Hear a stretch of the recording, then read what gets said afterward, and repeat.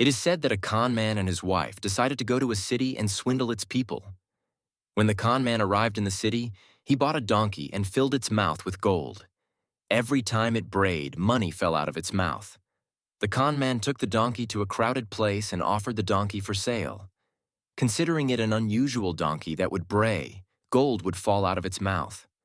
No one believed him until the donkey brayed and gold fell out of its mouth.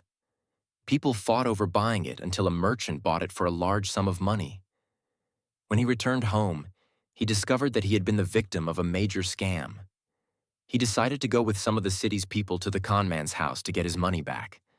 When he arrived, he found only his wife, who told them that her husband was not there, but she told them that she would send him a dog so that he could come back.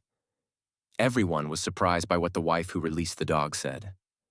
After a while, the husband came with a dog similar to the one his wife released. People were surprised and forgot why they came and started negotiating over the dog until someone bought it for a large sum of money. When he returned home, he told his wife about the dog and asked her to release it while he was outside the house so he could bring it back. The wife did what her husband asked her to do, who discovered that he had been scammed. He decided to go to the scammer to get his money back, but he was not home. When the scammer husband returned, he asked his wife why she did not honor her guests and killed her with a knife. In fact, he was putting a bag of blood on his wife.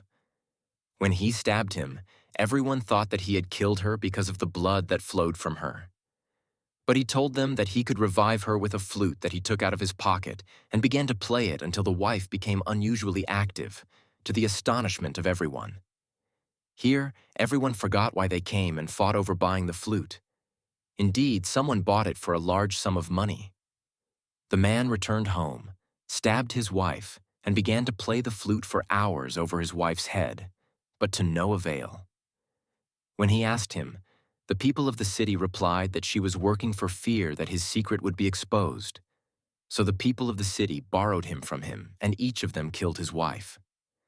When the secret was exposed, the people of the city decided to throw the fraudster into the water and drown him. So they put him in a bag and walked with him until they felt tired. So they sat down to rest and slept. The swindler started screaming from inside the bag. Then a shepherd came and heard his voice and asked him why he was inside the bag while those around him were asleep.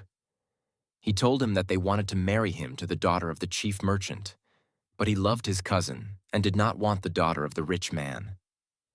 Of course, the swindler convinced the shepherd to take his place in the bag in the hope of marrying the daughter of the chief merchant. So he entered his place while the swindler took his sheep and returned with them to the city. When the people got up, they went and threw the bag into the sea and returned to the city relieved. But they found the swindler in front of them with 300 heads of sheep. They were astonished and asked him. He told them that a mermaid had saved him and taken him to the shore and gave him money, gold, and sheep, and said that if they threw you back into the sea, I would make you the richest man in the city. The people of the city threw themselves into the sea, and everyone died, and the city became the property of the swindler.